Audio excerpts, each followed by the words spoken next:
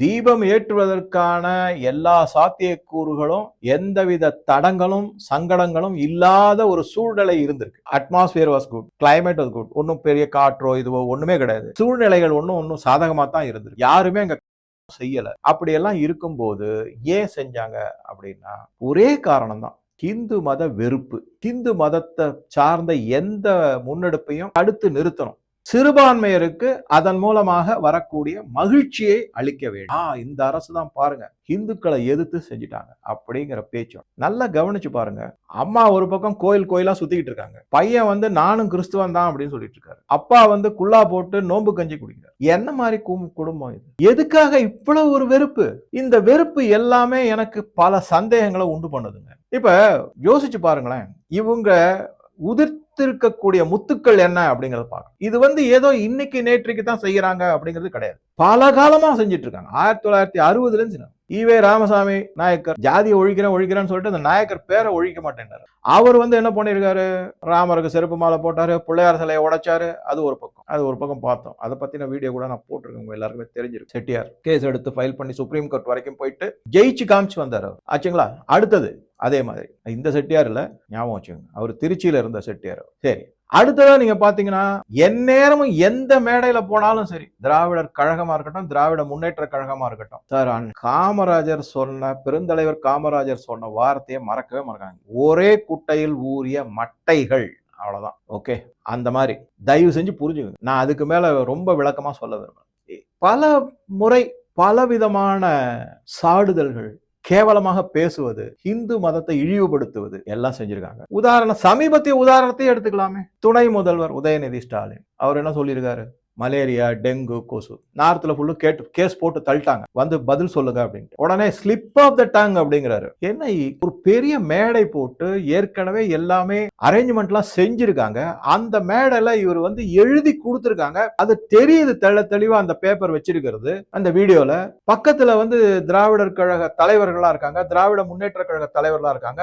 அதை தவிர அறநிலையத்துறை சார்ந்த அமைச்சர் சேகர் பாபு அங்க உட்கார்ந்துருக்காரு. எப்படிங்க ஸ்லிப் ஆஃப் த டங் ஆகும்? அதுக்கு பதிலா நீங்க ஓப்பனா சொல்லுங்களேன், நான் தெரியாம சொல்லிட்டேன், மன்னிச்சுங்க, இனிமே இந்த மாதிரி பேச மாட்டேன்னு சொல்லிட்டு போக வேண்டியதானே. ஆனா விட மாட்டேங்கிறாரு, திருப்பி சொல்லிட்டு இருக்காரு. இதுல ஒருபடி மேல போறாரு, என் மனைவி வந்து கிறிஸ்துவர், நானும் கிறிஸ்துவன் தான் அப்படின்னு. இதுல என்ன பெருமை? கிறிஸ்துவனா இருந்துட்டு போங்க, எத்தனையோ பேர் ஹிந்துக்களா இருக்காங்க. அதுக்காக நாங்க வந்து நான் ஹிந்துன்னு சொல்லி அதுக்காக ஒரு ப்ராபகண்டா மாதிரி பண்ணணுமா? நீங்க இந்த மாதிரி ஓப்பனா வெட்ட வெளியில இந்த மாதிரி செய்யற ப்ராபகண்டா எதுக்காக செய்யறீங்க? யாரையோ குஷிப்படுத்துறதுக்காக செய்யறீங்களா? யாரையோ திருப்திப்படுத்துறதுக்காக செய்யறீங்களா? அவங்களுடைய ஓட்டு வங்கிக்காக செய்யறீங்களா? இருந்துட்டு போங்களேன். நாட்டின் ஜனாதிபதியாகவும் மிசைல் மேன் அப்படின்னு சொல்லக்கூடிய அப்துல் கலாம் இருந்தாரு. அவர் என்ன, நான் முஸ்லீம்.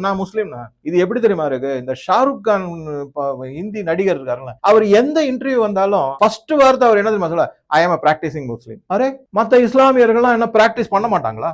அதாவது அவர் சொல்றாராம், அவர் தொழுகை செய்வாராம், இது செய்வாராம், அதனால நான் பிராக்டிசிங் முஸ்லீம் சொல்லிட்டே இருப்பேன். இது என்ன ஒரு சுய விமர்சனம், சுய பிரதாபம் அப்படின்னு தேவையில்லாதது. அது யாரை காப்பி அடிக்கிறாங்க? ஷாருக் கானை காப்பி அடிக்கிறாரோ துணை முதல்வர்? ஒருவேளை நானும் இதுதான் மதத்தை சேர்ந்தவன், சரி இருக்கட்டும், இருந்துட்டு போங்க. அதை பத்தி என்ன? இப்ப பதவி பிரமாணம் எப்படி எடுத்துக்கிட்டீங்க? அதுதான முக்கியமான கேள்வியா வருது. இந்த நாட்டின் அரசியல் அமைப்பு சட்டத்தின் மூலமாகவும் இறையாண்மையை காப்பேன் என்றும் எல்லாரையும் சமமாக நடத்துவேன், மத சார்பற்றதாக இருக்கணும். என்ன பெருசா நீங்க வந்து கண்டபடி பேசுறீங்க இந்து மதத்தை பத்தி? எங்க இருந்து வந்தது மத சார்பின்மை? ஏன் மத சார்பின்மை பத்தி பேசுறீங்கன்னா, பேச முடியல, இந்து மதத்தை மட்டும் இழிவா பேசுறீங்கன்னா, அந்த மத சார்பின்மை சார்ந்த வேர்டு இருக்குல்ல, செக்யூலர், அதுவே தகுடுதத்தமாக தான் நுழைக்கப்பட்டிருக்கு உங்களால, உங்களுடைய கூட்டணி கட்சியால. அதனாலதான் நீங்க அதுக்கே மதிப்பு கொடுக்க மாட்டேங்கிறீங்க. ஏன்னா திருட்டுத்தனமா நுழைக்கப்பட்ட வார்த்தை அது, அதனால அதுக்கு மதிப்பு கிடையாது. உண்மையாகவே இருந்திருந்தா மதிப்பு கொடுத்திருப்பீங்க. அதுதான். சரி, இது ஒரு பக்கம். முதலமைச்சரே என்ன சொல்றாரு, திருமண விழாவில் போய், ஒரு இஸ்லாமியர் கல்யாண விழாவில் போய் அவர் சொல்றாரு, அங்க சொல்ற மந்திரத்துக்கு, இந்து கல்யாணத்துல வந்து அங்க மந்திரம் சொல்லுவாங்க, அந்த ப்ரோயருக்கும் தெரியாது, அவளுக்கும் தெரியாது, அவருக்கும் தெரியாது. யாரு கேட்டாங்க? உங்களுக்கு புரியலங்கிறதாங்க அடுத்தவங்களுக்கு புரியலன்னு ஆயிடுவாங்க. என்ன ஒரு அப்படி என்ன ஒரு காழ்ப்புணர்ச்சி, புரிய மாட்டேங்குது. அடுத்தது இன்னொரு அமைச்சர் இது ஒரு படி மேல போய், நான் இந்த கோயில் அடிச்சா, அந்த கோயில் அடிச்சா, எத்தனை கோயில் நான் அடிச்சுன்னு பெருமையா பேசுறாரு. ஆனா அவருக்கு ஓட்டு போடுறாங்க மக்கள். அதனாலதான் ப்ரொஃபசர் ராமசீனிவாசன் பாஜக தலைவர் அவர் என்ன சொல்றாருன்னா, ஹிந்துக்கள் கிட்ட தமிழ்நாட்டுல பொறுத்த வரைக்கும் பக்தி இருக்கு, ஆனா அது ஹிந்து சக்தியா மாறல, அந்த இந்து சக்தியா மாற்றி கொண்டு வாங்க, ஒரே ஒரு தரம் இந்துவா இருந்து ஓட்டு போட்டு காமிங்க அப்படிங்கிற வரவேற்கக்கூடிய வார்த்தைகள். ரொம்ப மதிப்பான, எனக்கு அதை கேட்டு ரொம்ப பெருமைப்பட்டேன் நான். நல்ல வார்த்தை சொல்லியிருக்காரு அப்படின்னு சொல்லிட்டு ப்ரொஃபசர் ராமசேனன். அது இருக்கு, வீடியோ எடுத்து பாருங்க. ஹிந்துக்கள் கிட்ட பக்தி இருக்கு, ஆனா இந்து சக்தியா அது மாறல அப்படிங்க. இப்ப மாறிடும், 2026ல கண்டிப்பா மாறிவிடும். சரி, இது ஒரு பக்கம். அடுத்ததா, இதை தவிர இன்னொரு அமைச்சர், அவர் ஹிந்து மத குறியீடுகளான திருநீர் இடுவதையும் வைணவர்கள் போடக்கூடிய திருமண் காப்பையும் மிக மிக கொச்சையாக, கேவலமாக, இழிவாக பேசியுள்ளார். கோர்ட்ல கேஸ் போட்ட உடனே மன்னிப்பு. எதுக்கு பேசணும், எதுக்கு, யார திருப்தி பண்ணுங்க? என்னை பொறுத்த வரைக்கும் நான் திருப்பி சொல்றேங்க, இது ஏதோ இந்து மதத்தை மட்டும் எதிர்ப்பதாக ஆகாது. இவர்களை பின்னால இருந்து தூண்டி விடுகிறார்கள். இவங்க யாருக்கிட்டே வசமா சிக்கியிருக்காங்க. எந்த மாதிரி சிக்கியிருக்காங்கன்னு எனக்கு சில சந்தேகம். முதன்மையாக நான் கருதுவது இந்த கரப்ஷன் கேஸ். மிக பெரிய அளவிலான கொள்ளையடிக்கிறது. இந்த பணத்தெல்லாம் எங்கேயோ வெளிநாட்டுக்கு அனுப்புறாங்க. இந்த இடத்துல நான் நேரடியாக சொல்லாம, ஸ்ரீலங்கால தமிழர்களுக்கு நடந்த ஒரு நிகழ்வு, பல தகவல்களை நான் படிச்சிருக்கேன். அதை பத்தி ஒரு சிறு உதாரணத்தோட சொல்றேன், அதுல இருந்து நீங்க புரிஞ்சுக்கலாம். கொடும் செயல்கள் நிகழ்த்தப்பட்டன இலங்கை அரசு மூலமாக. குறிப்பா ராஜபக்ஷே, மஹிந்த ராஜபக்ஷே, அதுக்கப்புறம் கோத்தபய ராஜபக்ஷே, ஈவன் பிரேமதாசா கூட எல்லாமே பண்ணாங்க. ரைட்டா? ஜெயவர்தனை மட்டும்தான் ஏதோ ஒரு ஒப்பந்தம் போட்டாரு, அதை விட்டுடுவோம். அதை பத்தி பல தகவல்கள் இருக்கு. சரி, அப்ப என்ன பண்ணாங்கன்னா, பல இலங்கை வாழ் தமிழர்கள் புலம்பெயர்ந்தார்கள். குறிப்பா நார்வே, சுவிட்சர்லாந்து, கனடா, இந்த மாதிரி பல ஐரோப்பிய நாடுகள் மற்றும் அமெரிக்க நாடுகளுக்கு, வட அமெரிக்க நாடுகளுக்கு போனாங்க. யுஎஸ்ஏக்கு போனது ரொம்ப சொற்பம், அங்க நிறைய ரெஸ்ட்ரிக்ஷன். ஆனா கனடா வர வச்சாங்க, அங்க போனாங்க நிறைய பேர். அதே மாதிரி ஆஸ்திரேலியா, நியூசிலாந்துலயும் இருக்காங்க. இங்க போனவர்களை மிஷனரிஸ் கொஞ்சம் கொஞ்சமா பிரெயின் வாஷ் பண்ணி அப்ரோச் பண்ணிருக்காங்க. அந்த மாதிரி மிஷனரிஸ் அப்ரோச் பண்ணும்போது அவங்களுக்கு எப்படிப்பட்ட சலுகைகள் கொடுக்கப்பட்டன, அதற்கு பதிலாக எப்படி அவர்கள் மாறினாங்க அப்படின்னு ஒண்ணு. இப்ப ஒரு உதாரணத்துக்கு சொல்லுவோம், சுவிட்சர்லாந்து எடுத்து, ஜெர்மனி ரொம்ப முக்கியமான நாடு. ஜெர்மனி மத மாற்றத்துல, இந்தியாவில் நடக்கக்கூடிய மத மாற்றத்துல மிகப்பெரிய பங்காற்றுகிறது ஜெர்மனி. அவ்வளவு பணம் கொடுக்குறாங்க. இங்க நம்பர் 1 நாடு. இன்னைக்கும் இந்தியாவை எதிர்த்து நிற்கக்கூடிய ஒரு நாடு அப்படின்னு பாத்தீங்கன்னா, ஐரோப்பால முதன்மையான நாடுன்னு பாத்தீங்கன்னா ஜெர்மனி. அவ்வளவு வெறி பிடிச்சிருப்பாங்க அவங்க. சரி, ஜெர்மனியில் அவங்க என்ன பண்றாங்கன்னா, ஜெர்மனி நாட்டுல இருக்கிற ஒரு இலங்கை தமிழர் பாருங்க, உங்களுக்கு இங்க வீடு கொடுத்துருவோம், எல்லா மத்த வசதிகள்லாம் செஞ்சு கொடுத்துருவோம், நீங்க மாறிடுங்க. First point. இரண்டாவது, நீங்க இலங்கையில நிலம் வச்சிருக்கீங்களா, நிலம், வீடு, விளை நிலம், நீடு எல்லாம் வச்சிருக்கீங்களா, அதை நாங்க சொல்ற சர்ச்சு கிட்டயோ மிஷனரி கிட்டயோ ஒப்படைச்சிருங்க. Nothing but hawala case transaction. நாங்க உங்களுக்கு கொடுத்துறோம், உங்களோட தான் அங்க அவங்களுக்கு கொடுத்துருங்க. அதை வித்து பணமா எடுத்துக்கிட்டு போகணும்னா, அதனுடைய விதிமுறைகளுக்கு உட்படுத்தி போகணும்னா பல சிக்கல்கள் வரும் இலங்கை அரசாங்கம். அதனால இப்படி ஒரு தகுடுதத்தமான இதேதான் இங்க இருக்கிற அரசியல்வாதிகளுடைய பண பரிவர்த்தனை நடக்குது. பல மசூதிகளுக்கும் சர்ச்சுகளுக்கும் இங்கு கொள்ளையடிக்கப்பட்ட பணம் போய் சேருது. இவர்களுக்கு வெளிநாட்டிலிருந்து வரக்கூடிய, ஏன்னா இந்த FCNR கொண்டு வந்துட்டாங்க. மத்திய அரசு டொனேஷன்லாம் உள்ள வருதா, அது எதுக்காக வருது, என்ன பண்றாங்க, ஏது பண்றாங்க, எல்லாத்தையும் பல ரெஸ்ட்ரிக்ஷன் போட்டு டெல்லியில இருக்கிற ஒரே ஒரு ஸ்டேட் பேங்க்குக்கு மட்டும்தான் வரணும் அப்படிங்கிற மாதிரி. அதனால இப்ப மெத்தடை மாத்திட்டாங்க. இங்க லோக்கலா பணம் பரிவர்த்தனை நடந்துரும். இவங்களுக்கு என்ன பணம் கொடுக்கணுமோ அது அங்க வெளிநாட்டு. அந்த வெளிநாட்டுல வர பணத்தை என்ன பண்ணுவாங்க, முதலீடு செய்யணும் இல்லையா? முதலீடை ஈர்த்து கொண்டு வரதுக்காக, தமிழ்நாட்டுக்கு கொண்டு வரதுக்காக போறாங்களா, இல்ல முதலீடு செய்வதற்காக போறாங்களா, தங்களுடைய பணத்தை முதலீடு செய்வதற்காக போறாங்களா அப்படிங்கிறது ஒரு மிகப்பெரிய கேள்வி. இது பல செய்திகளை படிச்சு அதை கொஞ்சம் ஒரு மாதிரி புரிந்து கொண்டு என் மனசுல தோணுன ஒரு சந்தேகம், இப்படித்தான் நடந்துகிட்டு இருக்கு அப்படிங்கிற ஒரு சந்தேகம். இது ரொம்ப சுலபமான மெத்தட். ஏன்னா வெளிநாட்டுல இருந்து பணம் உள்ள வர வேண்டிய அவசியம் இல்லை. ஏன்னா ஏகப்பட்ட ரெஸ்ட்ரிக்ஷன் இருக்கு, மோடி அரசாங்கம் போட்டு வச்சுட்டாங்க. அதுக்கு பெஸ்ட் என்ன, கரப்ஷன் எல்லா லெவல்லயும் இருக்கு. பணமோ கொட்டுன்னு கொட்டுது கரப்ஷன்ல. அந்த பணத்தை எப்படி கொண்டு போய் சேர்க்கிறது, எப்படி வச்சுக்கிறது, வெளிநாட்டுல தான் கொண்டு போய் வைக்க முடியும். சோ இது பெஸ்ட் மெத்தட். இங்க கொடுத்துருங்க பட்டுவாடா, அங்க கொடுத்துருங்க, வாங்கிக்கங்க, முடிஞ்சது. அப்பப்ப ஒரு 6 மாசத்துக்கு ஒரு தடவை நான் முதலீடுகளை தமிழ்நாடு கொண்டு வரேன்ட்டு போயிட்டு வாங்க. பல ஆயிரக்கணக்கான கோடியை செலவு பண்ணுங்க, சில நூற்றுக்கணக்கான கோடிகளை முதலீடுன்னு கொண்டு வாங்க, அந்த மாதிரி. சோ இது எனக்கு என்ன தோணுதுன்னா, இந்த மாதிரி செய்யும் போது இவர்களுடைய ரகசியங்கள் எல்லாமே யாரு கையிலயோ வசமா சிக்கிருக்கு. முதல் பாயிண்ட். இரண்டாவது, அதனால இவங்கள் ஆட்டுவிக்கப்படுகிறார்கள். அந்த சக்திகள் மூலமாக இவர்கள் ஆட்டுவிக்கப்படுகிறார்கள். இரண்டாவது காரணம், இந்தியாவை பிடிக்கல. இந்தியா பிடிக்கல, இந்தியாவினுடைய வளர்ச்சி பிடிக்கல, இப்ப இருக்கிற மோடி அரசாங்கத்தை பிடிக்கல, ஹிந்துக்களை பிடிக்கல. அப்ப என்ன செய்யணும்? இந்த நாட்டுல வளர்ச்சியை தடுத்து எப்படியாவது இந்த பிரிவினைவாதத்தை கொண்டு வந்து பிரித்து ஆளணும். அப்ப இந்தியா முடிஞ்சிடும். இது ஒரு முன்ன. இந்த மாதிரி பல விதமான, அதுக்கு தோதா இங்க பல அரசியல்வாதிகள் இருக்காங்க, அரசியல் கட்சிகள் இருக்கின்றன. எல்லாமே பிரிவினைவாதத்தை பத்தி பேசக்கூடியது. தஞ்சாவூர்ல ஒரு பொதுக்கூட்டம் நடந்தது. அது பொதுக்கூட்டம் இல்ல, ஒரு க்ளோஸ்டு டோர் மீட்.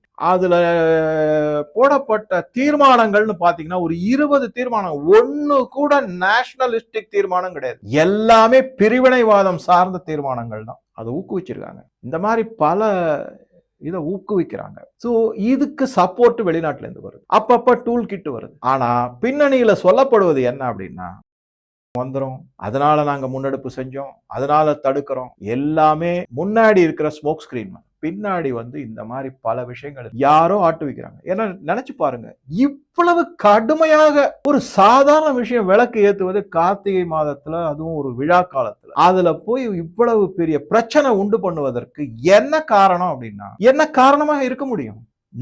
தன்னுடைய பெயரை கெடுத்து குட்டிச்சோராக்கிக்கிட்டு. இதுல இன்னொரு வேடிக்கை என்னன்னா, கொஞ்சம் கொஞ்சமா பல இஸ்லாமியர்களை இப்ப என்ன பண்ண ஆரம்பிச்சுட்டாங்கன்னா, இவங்க தேவையில்லாத இதை பெருசா ஊதி பெருசாக்கிட்டாங்க. அவங்களே ஒரு மாதிரி அருவருப்பு வர ஆரம்பிச்சிச்சு அவங்களுக்கு. வேலூர் இப்ராஹிமோட பேட்டி ஒண்ணு பார்த்தேன் நான் கார்ல. அதாவது போலீஸ்க்கு பேட்டி இல்ல, போலீஸ்காரர் கூட ஒரு விவாதம் நடத்துறாரு பாஜக தலைவர் வேலூர் இப்ராஹிம். ஏங்க, மேல் விசாரத்துக்கு நாங்க போனா பிரச்சனைன்னு சொன்னீங்க, அங்க இஸ்லாமியர்கள் அதிகம் இருக்காங்கன்னு. கரெக்டுங்க, நாங்க போகல, அமைதியாக போயிட்டு வரோம்னா கேட்க மாட்டேங்க. எந்த இடத்துல இதுவரைக்கும் எத்தனையோ போராட்டங்களோ இதுவோ நடத்துறீங்க, எதுவுமே அமைதியை சீர்குலைக்கும் வகையில நடத்தப்படல.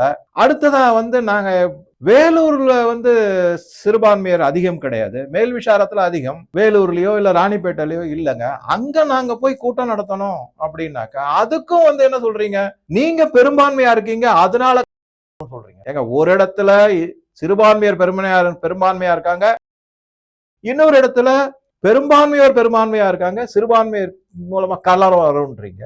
எது செஞ்சாலுமே பாஜக மேலதான் குற்றச்சாட்டு வைக்கிறீங்களா அப்படின்னு. நல்லா இருந்தது அந்த வீடியோ பார்க்க. நீங்க பாருங்களேன், நீங்க எது செஞ்சாலும் சரி, நீங்க தான் அதுக்கு காரணம், நீங்க தான் குற்றவாளிங்கிற மாதிரி கொண்டு போனீங்கன்னா என்ன அர்த்தம் அப்படின்னு கேட்கிறாரு. அதுதான் நடந்துகிட்டு இருக்கு. இப்ப சமீபத்துல நான் என்ன செய்தி படிச்சேன்னா, ஜி.ஆர். சுவாமிநாதனுக்கு ஆதரவு தெரிவித்து 56 முன்னாள் நீதிபதிகள் மற்றும் வக்கீல்கள் எல்லாரும் சொல்லியிருக்காங்க, அதெல்லாம் இம்ப்ளிமெண்ட்லாம் பண்ணக்கூடாது, செய்யக்கூடாது அப்படின்னு சொல்லி. இந்த 120 எம்பிக்கள் கையெழுத்து போட்டு கொடுத்துருக்காங்கல்ல, பதவி நீக்கம் செய்ய வேணும்ட்டு. இப்ப அந்த 120 பேர்லயுமே அவங்க பேர்ல என்கொயரி வரும், எதுக்காக செஞ்சீங்க, என்ன செஞ்சீங்கன்னு. அவங்களுடைய பதவியே பிரச்சனைக்கு வரும்ன்றாங்க. அதெல்லாம் சில டெக்னிகாலிட்டிஸ் எல்லாம் இருக்குன்னு சொல்லப்படுது.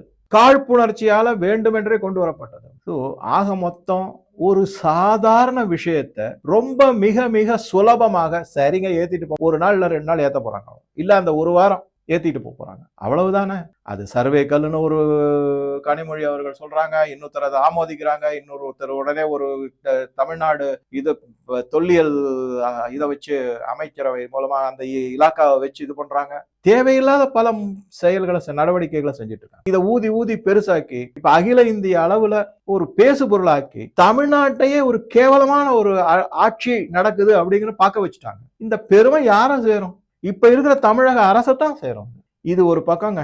இது நான் என் மனசுல என்னென்னலாம் பட்டுதோ, எதெல்லாம் சொல்லணும்னு நினைச்சேனோ, இதுல இருக்கிற தகுடுதத்தங்களை பத்தியும் உங்க கூட ஷேர் பண்ணிட்டேன். இந்த வீடியோவை பதிவு செய்வதற்கு ஒரு நாள் முன்பு, அதாவது 13ஆம் தேதி டிசம்பர் 2025, நான் மிக மிக பெருமைப்பட்ட ஒரு நாள். அது என்ன அப்படிங்கிறது, எனது ஒரு மாணவர், எனது பல மாணவர்கள் பல நல்ல பெர்ஃபார்மன்ஸ்ல சூப்பரா இருந்திருக்காங்க. அதுல குறிப்பா நான் எப்பவுமே பல பேர் இன்னைக்கும் என்னுடைய தொடர்புல இருக்காங்க. அதுல இருக்கக்கூடிய எனது ஒரு மாணவர் NDA national defence academy Khadakwasla புனால இருக்கு. அங்க 2 ஆண்டு படிப்பை முடிச்சுட்டு +2 அடுத்து வரும். அது 3 வருடம் எங்கிட்ட மாணவராக இருந்தார். அவர் அங்க முடிச்சுட்டு அடுத்த 1 வருடம் இந்தியன் மிலிட்டரி அகாடமி டேராடூன், அங்க 1 வருடம் முடிச்சுட்டு பாசிங் அவுட் பரேடு நடக்குது சார், தயவு செஞ்சு நீங்க வாங்க அப்படின்னு சொல்லி அழைப்பு விடுத்தார். என்னால போக முடியல, என்னுடைய பர்சனல் இதனால. அவர் அந்த இந்தியன் மிலிட்டரி அகாடமியில நடந்த நிகழ்வுகள், அந்த பாசிங் அவுட் பரேட இந்தியன் மிலிட்டரி அகாடமியினுடைய யூடியூப் தளத்துல லிங்க் அனுப்பியிருந்தார். அதை பார்த்தேன், ரொம்ப பெருமையா இருந்தது, ரொம்ப சந்தோஷப்பட்டேன். அதுல முக்கியமா என்ன சொல்ல வந்தேன்னா, அந்த மாணவர் இன்னைக்கும் எனக்கு மதிப்பும் மரியாதையும் கொடுத்த ஒரு ஆசிரியர்னு எனக்கு தெரிவிக்க வேண்டிய அவசியமே கிடையாது. அவரும் சரி, அவருடைய பெற்றோர்களும் சரி, உங்களுடைய ஆசீர்வாதம் என் பையனுக்கு வேணும். கண்ல தண்ணி வந்துருச்சு. கண் கலங்கிட்டேன் ஆக்சுவலா. இந்த நாட்டுக்காக உயிரை தியாகம் பண்ணி ரெடியா இருக்காங்க. அந்த பேரண்ட்ஸினுடைய முகத்துல நீங்க பார்க்கக்கூடிய மகிழ்ச்சி, அந்த மாதிரி இந்த நாட்டினுடைய பாதுகாப்புக்காக இருக்கக்கூடிய ஒரு மாணவர், அந்த பெற்றோர் பெருமிதமா இருந்தது. ஆனா இந்த நாட்டை குட்டிச்சோறாகிறாங்க. கள்ள நோட்டு அடிக்கிறது, இந்த மாதிரி இந்த நாட்டில் உள்ள அமைதியை குலைப்பதற்காக யாருக்கோ சப்போர்ட் பண்றேன்னு சொல்லிட்டு தகாத நடவடிக்கைகளை எடுப்பது. எங்க போய்கிட்டு இருக்கோம்? என்ன செய்தி சொல்றோம் நம்முடைய வருங்கால இளைஞர்களுக்கு அப்படின்னு ரொம்ப புரியல. ஆனா நல்ல வேளை, ஒரு பக்கம் அந்த மாதிரி இளைஞர்களும் இருக்காங்கன்னு நினைச்ச சந்தோஷம். இந்த லிங்க் உங்களுக்கு அனுப்புறேன். அவருடைய பெயர் மற்ற விவரங்களை நான் தவிர்க்கிறேன். ஏன் அப்படின்னா அது பர்சனல் மேட்டர். இது எதுக்காக உங்ககிட்ட சொல்றேன்னா, இந்த இந்தியன் மிலிட்டரி அகாடமியில நடந்த பாசிங் அவுட் பரேடை நீங்க பார்க்கும்போது உங்களுக்கு ஒரு உத்வேகம் வரும். உங்களுக்குள்ள ஒரு உணர்ச்சி எப்படி வரும்னா, ஆஹா, இந்த நாட்டுக்காக எவ்வளவு இளைஞர்கள் ரெடியா இருக்காங்க. உயிரை பணயம் வச்சு தியாகம் செஞ்சு இந்த நாட்டினுடைய பாதுகாப்பை நம்ம நிம்மதியா படுத்து தூங்குறது, நம்ம நிம்மதியா சாப்பிடுறதுக்கு, நம்ம நிம்மதியா வேலை செய்யறதுக்கும், நம்மளுடைய சந்தோஷத்துக்காக அவங்க தன்னை உயிரை பணயம் வச்சு செய்யறாங்களே அப்படிங்கிறது தான் அந்த செய்தி உங்களுக்கு போய் சேரணுங்கிறதுக்காக இதை சொன்னாங்க. நான் 3 மாணவர்கள் இதுவரை என்னுடைய மாணவர்கள் இந்த மாதிரி என்டிஏ, ஒருத்தர் என்டிஏ சேர்ந்திருக்காரு, இன்னொரு என்ஜினியரிங் அண்ட் மெக்கானிக்கல் டிவிஷன் மூலமாக இந்தியன் ஆர்மியில சேர்ந்திருக்காங்க. இது எனக்கு ஒரு பெருமை மிகு தகவலும், அதனால உங்க கூட ஷேர் பண்றேன். அந்த லிங்க் உங்க கூட ஷேர் பண்றேன். முடிஞ்சா பாருங்க அந்த இதை. ஸோ பல கருத்துக்களை இந்த வீடியோவில் சொல்லியிருக்கேன். உங்க கருத்துக்களை பதிவிடவும். நன்றி, வணக்கம்.